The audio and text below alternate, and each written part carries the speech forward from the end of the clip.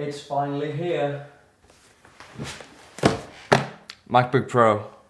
I've been waiting weeks for this to be delivered, but it has arrived a few weeks ahead of the original estimated date. This is a new 2021 14-inch MacBook Pro M1 Max. I'll go through all of the specs a little bit later. I was hoping it would still be light outside when this got delivered, so I could film this video with more light, but never mind. I could of course wait until tomorrow, but where's the fun in that? Oh, there it is. MacBook Pro 14-inch in silver, hopefully. Let me turn this around. You ready?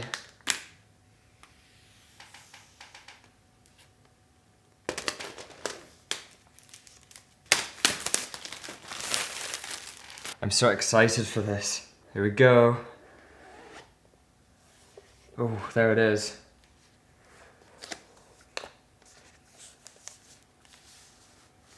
It's so cold. It's been a van all day, I guess. Shipped directly from Shanghai. Oh, you get that new Apple smell. The MagSafe power cable. The usual designed by Apple in California set of... I don't know what's in there. Do you still get stickers? Maybe. The actual plug power adapter bit.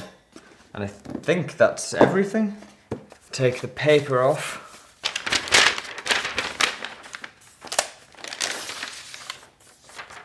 And there it is. Isn't it beautiful? I had a whole intro planned for this video that I was gonna do first, but I couldn't resist just opening it. So here it is. Now my video plan is ruined because it's already open. I'll just talk to you about the specs and what I'm upgrading from.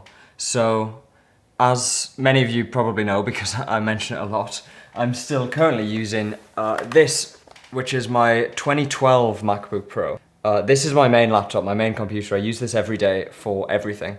Not work, I've got a separate work laptop from Monzo. But for everything else, writing code in my spare time, editing videos, I've been doing it on this for the last 9.5 years. I bought this, the 2012 one, before I went to uni. So I used it throughout university and throughout my time in London so far. It's been an amazing laptop. I did an unboxing of it back in 2012. This is the brand new MacBook Pro with the Retina display. Oh wow. I had a few issues with it originally. I made a video called MacBook Poo. Basically, one of the keys was broken, a couple of other issues, and they gave me a new one. Since then, it's been great, up until, what was it, 2 years ago, one of the fans started to be a bit rattly, but I just replaced it myself and that was fine. It's worked perfectly since then. I was hoping it would last a little bit longer. I thought getting to 10 years would be nice with one laptop, but sadly, it started crashing a lot lately. I don't know what's wrong with it, it just goes off. It's like a kernel panic, but it doesn't think that it's kernel panicked.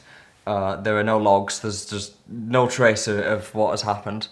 So maybe it's a power issue, maybe it's a heat issue, I don't know. But my thinking with it was, I either will not be able to figure out what the problem is, or if I do figure it out, I'll not be able to get it fixed, not for a reasonable cost anyway. So I figured it was worth just buying a new one. And here it is, 14-inch silver M1 Max MacBook Pro with a 24-core GPU, 64 gigabytes of RAM, and a 4TB SSD. So it's not quite maxed out, but it's not too far off. This is horrendously expensive. I'm terrified to touch it, really. I wanted to talk a little bit about why I chose these particular specs. Firstly, you've got the choice of size between 14 and 16 inches rather than the traditional 13 and 15. My old one here is a 15-inch. And I don't regret buying this because I used this at uni and often it was the only screen that I had and I wanted as much screen real estate as possible. But now that's not so much of an issue because when I'm at home I can always plug it into external monitors on my desk. And I wanted something that's just a little bit more portable. The 16-inch one just looks way too big and heavy and chunky. This one is smaller in I think every dimension than the 2012 MacBook Pro. So it's still a pretty chunky laptop by today's standards, but for me, it's sort of an upgrade in terms of portability. This one will fit in my bag. I'll be able to travel with it. I'll be able to use it on trains, maybe. The 16-inch one would have just been too big for me. Then you got the choice of colour. That was easy. I've always hated space grey. I can't tell you why. I just really like how silver looks. Then with the CPU, you've got the choice between the M1 Pro and the M1 Max. I think for nearly everyone, the M1 Pro will be more than good enough. And I include myself in this. The reason I went for the Max is because the Pro has a limitation with external screens. You can only have 2 of them. Whereas with the Max you can have 4. And I plan to keep this laptop for a long, long time, and I didn't want to be restricted to only ever being able to plug in 2 external screens. So the Max solves that problem. With the Max you got the choice between the 24 and the 32 core GPU, but since, like I just said, the Pro I think would have been more than good enough. There was no need to go up to the 32 core. So 24 core it was. Then you got the choice in memory. This one I maxed out. I went all the way up to 64 gigabytes.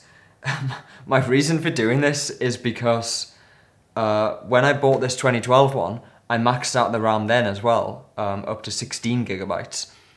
And at the time, that seemed like a crazy amount of RAM to have. And it was really expensive to do that upgrade. But it just worked out really well. I really am glad that I got 16 gigabytes because anything less than that wouldn't have been enough, like a decade later. So maxing out the RAM was a good decision last time, so I'm just repeating that decision. And I went for 64 gigabytes. Finally, the SSD. Probably the most controversial upgrade because this one's so expensive. From the lowest is 512 gigabytes. To upgrade from that to the 4 terabytes that I got is an extra £1,200. But a few reasons why I decided to do this. I want to be able to edit video from the internal drive because it's so fast. Apple claim that, what is it again? The 8 terabyte one, at least, does 7.4 gigabytes per second read, which is just insanely fast, much, much faster than you'd get from any external drive. So editing video from that is just going to give you the fastest, smoothest experience. That's why I wanted to upgrade from the base of 512 or 1 terabyte. Thinking about like how much space video takes up, I went to Iceland and did a road trip, 10 days, a couple of months ago. I filmed the whole thing. I'll edit the video now that I got this. I've got about 400 gigabytes of footage from that 10-day trip. That's one project. So with a 1 terabyte hard drive, one project it's basically full. And I thought 2 terabytes also pretty easy to fill. So I went up to 4. I could have gone to 8, but that was just too expensive. I couldn't do it. I couldn't pay that much. So I settled on 4 terabytes. Of course, I could have just had external drives, but it's just so much more convenient not having to always plug in and carry around an external SSD.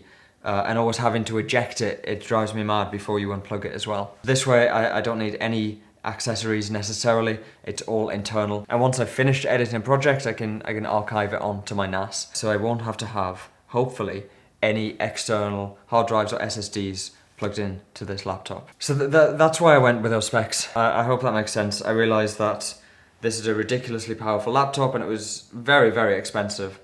But with some luck, it might last me another 9 years. We'll see. In terms of the ports on the side compared to my old one, this 2012 has Thunderbolt 1 ports. We're now up to Thunderbolt 4.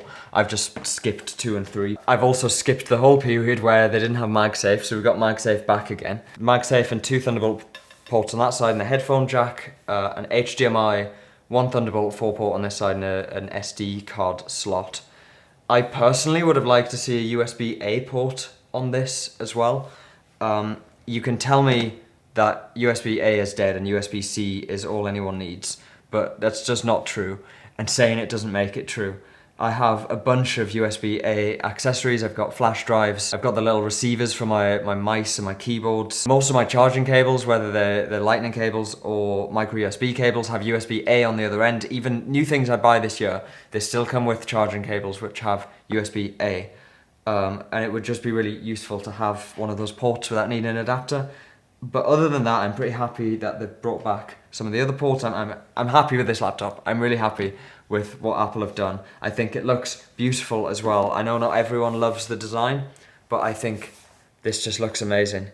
And with that, I think it might be time to open it. I'm assuming that it's going to be somewhat charged.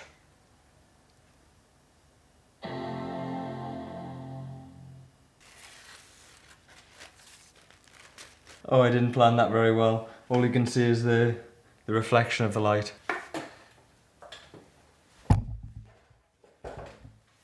There we go. Is that better? I'm not really good at this video thing. So this laptop, of course, has the notch. I don't think it's going to bother me.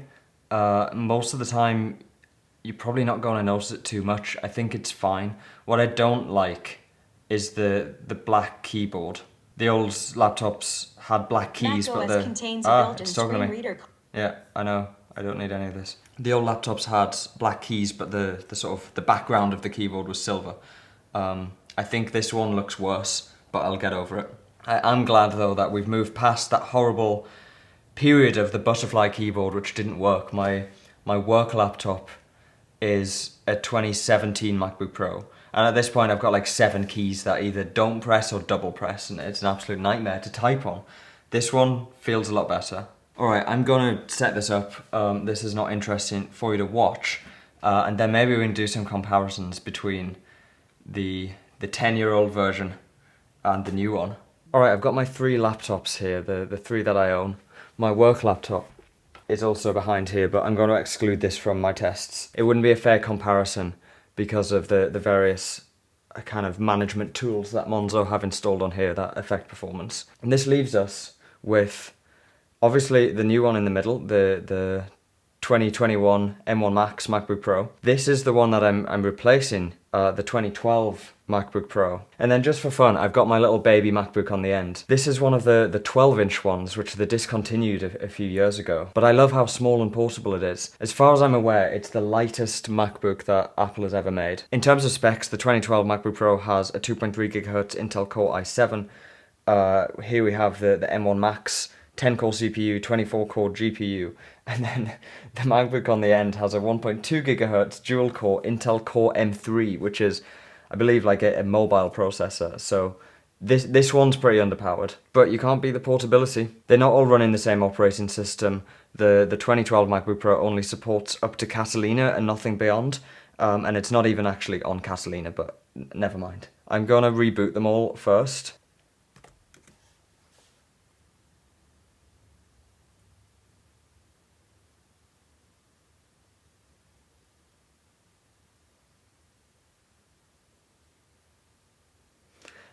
How's this one winning?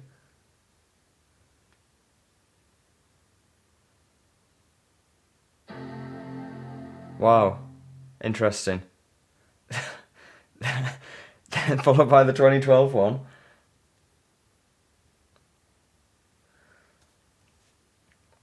Obviously they're not finished booting yet. I'll let them all get to this page. I have 2 accounts on here, which is why it looks different. Alright, let's see what happens now.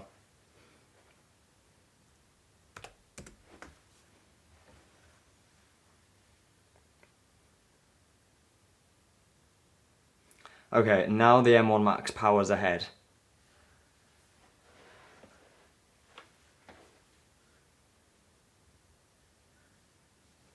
By quite a long way. The other 2 are struggling. Yeah, they're kind of roughly in the same place. This one, the dock's hidden. But they kind of took the same length of time. Mixed results there. If I open Safari on them all, I guess I can do one at a time. Let's count the bounces. So, little one. We get 2 bounces, then a bit of a delay, then we get Safari. New one. Basically instant. Old one. Also pretty fast.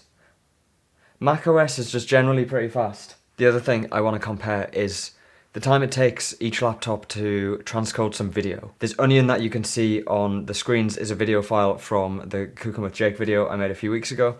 It's a 13 gigabyte file, so it's going to take a while to transcode. I've just chosen the Apple device's 4K setting in compressor. So I'm going to click start. I think this is going to be a pretty underwhelming thing to watch, really. You just get this tiny little progress bar. My prediction, this one's going to win by a mile, followed by this one.